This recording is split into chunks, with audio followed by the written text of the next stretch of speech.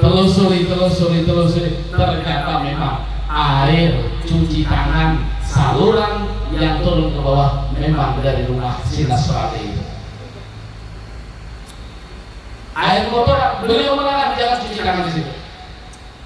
Akhirnya sudah yakin bahwa air kotoran itu datang dari rumah Nasrani. Si Nasrani ngomong nanya kepada Imam Hasan, wahai Imam, berapa tahun sudah Imam merasakan ini rintisan air kotor turun ke bawah ini merembes ke rumah Al-Imam? Kata beliau 25 tahun, salawi tahun. Kata Nasrani, wahai Imam, kenapa Imam tidak kasih tahu saya? Kalau kasih tahu saya baguskan sehingga tidak merembes ke bawah. Kata Imam Hasan Basri, aku tidak mau kasih tahu karena saya malu dengan Rasulku, malu dengan Nabiku. Nabiku pernah bersabda, "Man kana yu'minu billahi wal yawmil akhir falyuhsin ila jari." Siapa beriman kepada Allah, beriman kepada hari akhir, hendaklah baik-baik dengan tetangga. Kalau kayak lapor melanggar hadis itu. Nih, kalau kita pakai agama, apakah tidak rahmatan lil alamin? Kalau agama itu dipakai bukan orang beriman saja, bukan orang Islam saja, orang kafir mendapat rahmat, binatang sekalipun mendapat rahmat. Kalau agama Islam ini kita pakai, sudah benar, wa ma arsalnaka illa rahmatan lil alamin. Bapak-bapak, ibu-ibu, para jemaah yang saya muliakan, ya mudah-mudahan kehadiran kita malam hari ini pertama, kita berharap mudah-mudahan ya kita dapat madad atau rahmat daripada Tuan Syekh Muhammad Samad Al-Madani radhiyallahu anhu yang pada malam hari ini kita adakan acara haulnya dan menakibahnya. Untuk mengambil barokah, saya sedikit menyampaikan daripada riwayat hidup Tuan Syekh Muhammad Samad Al-Madani radhiyallahu anhu. Bapak-bapak, ibu-ibu hadirin yang saya muliakan, ada seorang ulama, ya, khalifah, ya, Syekh Siddiq Al-Madani. Beliau ini adalah khalifah buat Syekh Muhammad Samad atau murid buat Syekh Muhammad Samad. Beliau berkata, kata beliau, mana saya lihat daripada riwayat hadis dan asharus sahabat, banyak murid-murid terdahulu, kata beliau, menulis riwayat hidup gurunya, ya, sehingga dibaca pada tiap-tiap tahun sekali. Maka karena itu, kata beliau, saya suka juga ingin juga saya menulis riwayat hidup guru saya. Siapa? Al-Imam Muhammad bin Abdul Karim As-Samad Al-Madani radhiyallahu anhu. Sekedar paham saya yang bebal ini, kata beliau. Beliau mengatakan saya bebal tidak pendapatan. Ya, Syekh Siddiq Al-Madani radhiyallahu anhu. Jadi sekedar paham saya yang bebal ini, saya pun suka juga menulis riwayat hidup guruku buat Syekh Muhammad Samad Al-Madani dan dibaca pada tiap-tiap tahun sekali. Karena indah zikri sholih tatanazzalu rahmatur rahman. Tatkala dibacakan riwayat-riwayat hidup orang saleh, maka Allah Subhanahu wa taala akan menurunkan rahmat kepada orang yang membaca dan orang yang hadir mendengarkannya. Tuan Syekh Muhammad Samad itu akhlak beliau di antaranya, beliau itu sangat senang kepada orang-orang alim, orang saleh dan talibul ilmi. Sangat senang beliau. Kenapa? Karena orang-orang tersebut memang orang-orang yang dimuliakan oleh Allah Subhanahu wa taala. Beliau suka melayani orang saleh, ya, orang saleh, orang alim, bahkan para penuntut ilmu.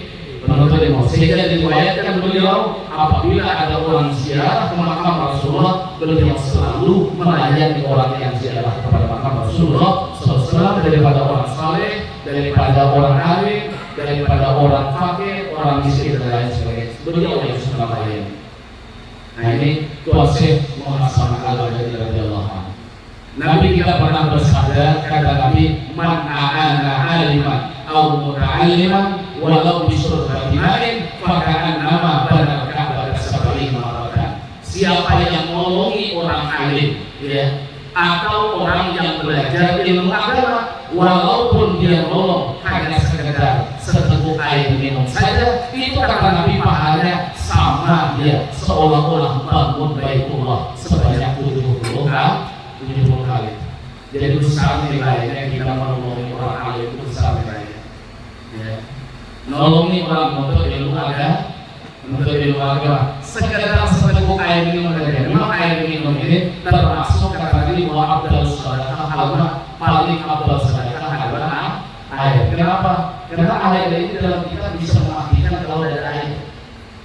Kalau air dari bisa mati. Ini secara saya kalau hakikat dia masing-masing itu yang dalam dia. Air ini perlu. Kalau ada air bahaya. Air ini mudah dicari. Apalagi sekarang kalau dulu saya waktu mondok pesantren Al-Baqiyah Pusara tahun 94 di Al-Baqiyah Pusara itu kami santri pertama itu kalau kehabisan air di Al-Baqiyah Pusara itu kami ambil air di rumah ayah di Jalan Asia itu malam jam 10 baru pulang ke pondok pesantren. Kalau sekarang udah ada lagi udah banyak air ya air galon alhamdulillah. Bahkan kami sempat masak air yang dipakai itu saking air tidak pernah musim kemarau seperti itu. Bahkan antara teman-teman kami ada yang masak pakai air kelapa. Ya. Nah, kalau mau sudah mau buang air luar biasa, banyak itu WC yang ada dari itu ada istilah namanya WC terbang namanya. Ya WC ya. Ada WC terbang sekarang nggak ada lagi WC terbang. Ya. Ya. Air. Jadi kata Nabi siapa nolongi orang alim, nolongi orang penuntut ilmu, walaupun hanya seteguk air minum saja, itu seolah-olah dia membangun Baitullah 70 kali. Luar biasa pahalanya. Ya. Cuman kata tuan guru sekubul, abah sekubul dulu saya ini kata beliau, kalau dengan orang alim itu diantara adat dengan orang alim kata beliau jangan suka minta-minta. Kata beliau, saya ini tersangka oleh guru saya Kiai Sarwani Abdan Bangil. Ya, Sarwani Abdan itu dipanggil beliau, tapi beliau orang Martapura asli. Beliau Martapura mau diangkat jadi khalif, dia udah mau melarikan diri ya, Pulau Jawa, bikin pesantren dan Surabaya di Pasuruan, Jawa Timur. Guru Bangil orang Banjar bilang, ya. Jadi kata beliau, saya dipersani guru saya, Guru Bangil, adab dengan guru kata beliau jangan suka minta-minta hingga minta doa sekalipun. Guru itu didoakan. Kalau kamu bahagia dengan guru, dapat apa yang didoakan, kamu bahagia sudah dapat berkah. Jangan banyak minta-minta. Ya. Bahagia 5.000 permintaan 100. Ya. Permintaan 100. Apalagi yang minta surga guru mengumpulkan duit untuk surga, harga surga 400.000. Guru minta barokahnya aja. minta barokahnya. Kalau minta barokahnya kira-kira 400.000, dia kira 500.000 supaya guru dapat imbal. Ini banyak terima kasih. Mudahan guru berkah dengan mudahan guru sehat. Ini banyak pandai. Ya. Cium tangan guru, cium tangan Habib sampai besar kena liur. Tapi ucapannya hanya terima kasih. Itu kata guru sekubul, saya dipersani guru saya, Guru Bangil, dengan guru jangan banyak berpindah, tapi hendaklah banyak berbalik. Dengan guru berbalik, jangan berpindah. Ini nasihat, ini pesan guru saya ini. Beliau dari guru beliau Syekh Sarwani Abdan. Nah ini. Ya, maka Tuan Syekh Muhammad Samad Al-Madani beliau suka melayani orang alim, melayani orang-orang saleh, melayani para penuntut ilmu.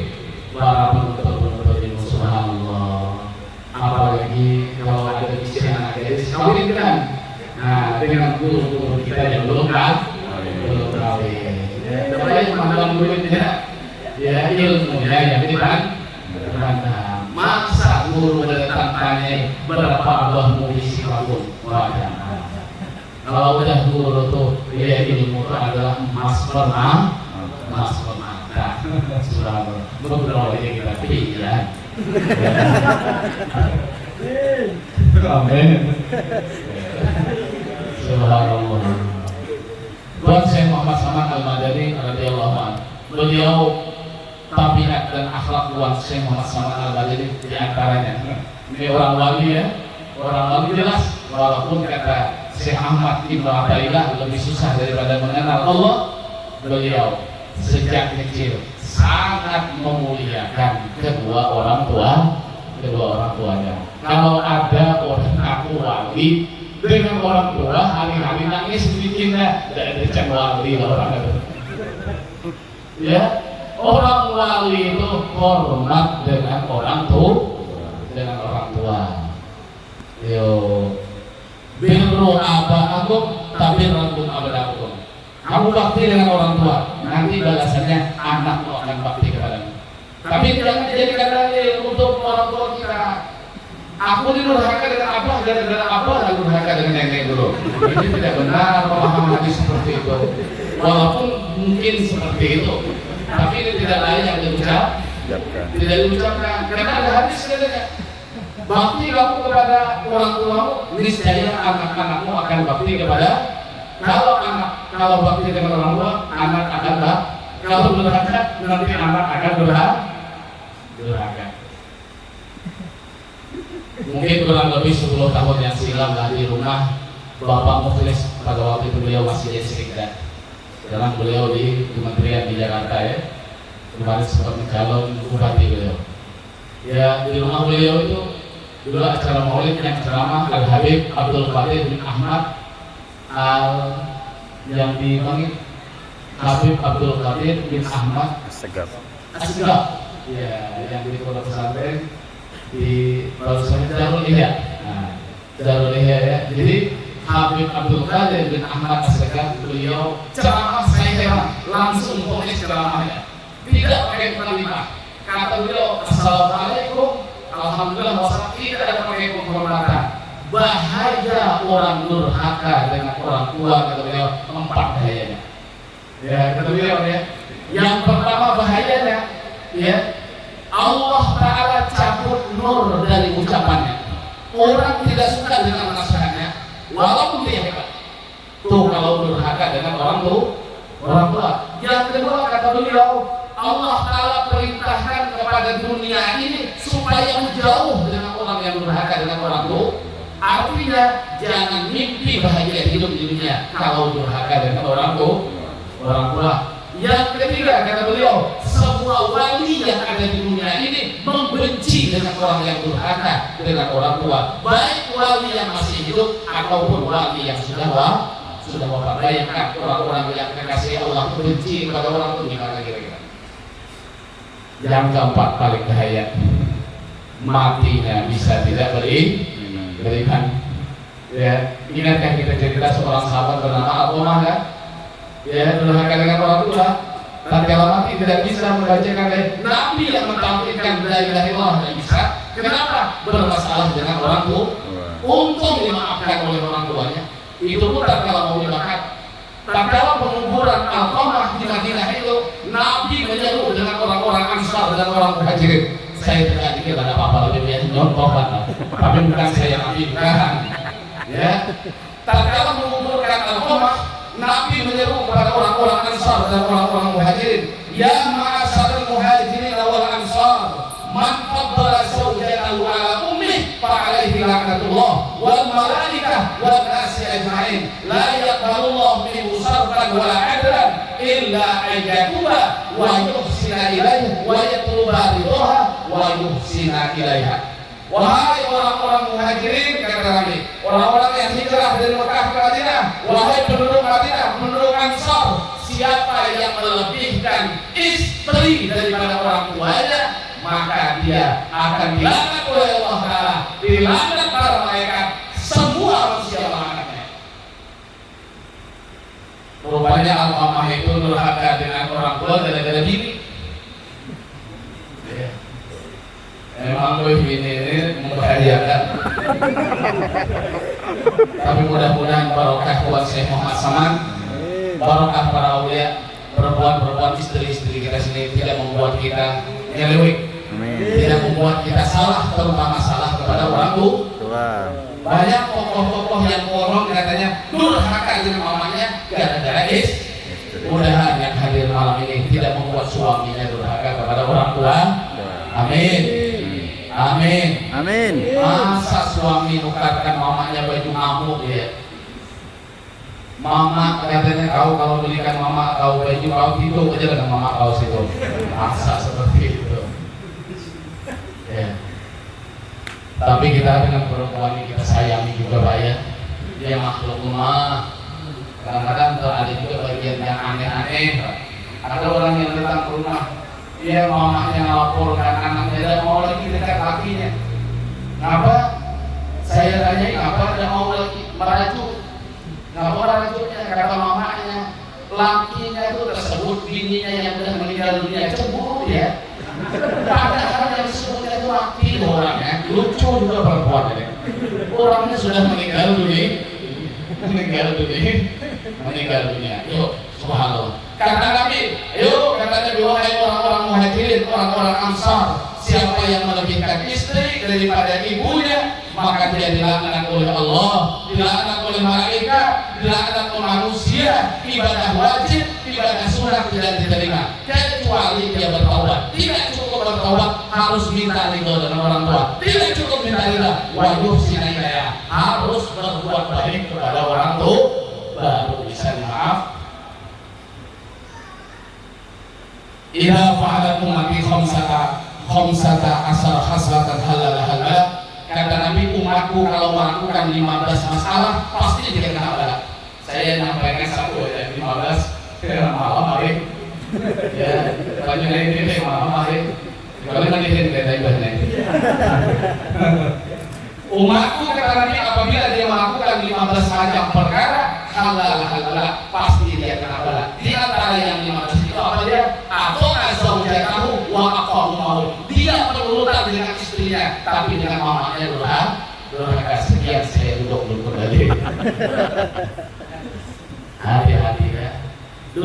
Dengan istri berurutan, tapi dengan mama durhaka. Nabi bilang pasti kena balak kata Nabi. Halal, pasti umatku itu kena balak. Ya Allah. Tuhan saya sama seorang wali besar untuk pada waktu itu, beliau untuk pada waktu itu. Akhlak beliau lagi kecil sangat memuliakan orang tuanya. Kemudian saya tambahkan wasiat saya mudah-mudahan bisa kita amalkan. Ya, kata beliau, ya berwasiat di antaranya hendaklah dibaca setelah sembahyang subuh 4 kali berturut-turut, yaitu doa Allahumma ighfir li ummati Muhammad, Allahumma arham ummata Sayyidina Muhammad, Allahumma astur ummata Sayyidina Muhammad, Allahumma jbur ummata Sayyidina Muhammad sallallahu alaihi wasallam. 4 kali dibaca ya berturut-turut setelah sholat subuh. Maka siapa yang melaksanakan membaca doa itu beliau setiap sholat setelah sholat subuh, maka dia akan mendapatkan martabat wali kutub. Ya, tapi sebenarnya intinya mengamalkan doa isi kandungan itu. Coba lihat di pagi hari yang didoakan siapa? Allahumma ighfir li ummati Muhammad. Pagi-pagi mendoakan ya Allah ampuni semua umat Muhammad. Allahumma arham ummata Sayyidina Muhammad. Pagi-pagi mulai beribadah ya Allah rahmatilah umat Muhammad. Allahumma astur umat Muhammad, ya Allah tutup aib umat Muhammad. Allahumma jbur umat Muhammad, ya Allah tambali kekurangannya. Kalau doa ini dibaca, diamalkan isinya, tidak mungkin dia berbuat aniaya kepada umat Rasulullah di siang hari. Inilah akhlak para wali-wali itu. Dia sudah mendoakan supaya bisa diampuni, masa sakit di siang hari yang tidak mungkin. Kalau doa itu diamalkan. Kemudian sebagian daripada karamah Tuhan Syekh Muhammad Saman, karamah ini adalah sesuatu amrun khariqun bil adat ya, perkara yang menyalahi adat yang diberikan oleh Allah Taala kepada orang saleh, namanya karamah namanya. Kalau diberikan kepada para rasul namanya mukjizat. Kalau diberikan kepada nabi sebelum diangkat jadi rasul namanya ikhlas. Ya, kalau diberikan kepada orang yang tidak kelihatan saleh dan fasiknya namanya maunah namanya. Tapi hati-hati, ada juga amrun khariqun bil adat yang tidak baik diberikan kepada orang yang jelas-jelas pastinya kerjaannya banyak maksiat tapi aneh juga dia. Itu namanya istidraj lanjutan. Semakin kabur punya dia, semakin dia dimurkai oleh Allah Subhanahu wa Ta'ala. Harus bisa membedakan mana istidraj dan maunah, mana istidraj dan kalau itu perkara yang menyalahi adat yang Allah kasih kepada orang-orang yang soleh, termasuk para wali. Coba apa menurut kalian adat yang diberikan Allah kepada Syekh Muhammad Saman Al-Madani? Diceritakan dari seorang yang saleh bernama Muqran bin Abdul Mu'in. Kata beliau, tatkala saya belajar dari negeri Swiss itu nanti kita sampai bandara Sultan Bahar, ya, terus terbang ya, apa namanya, ya, di bandara di Cengkareng,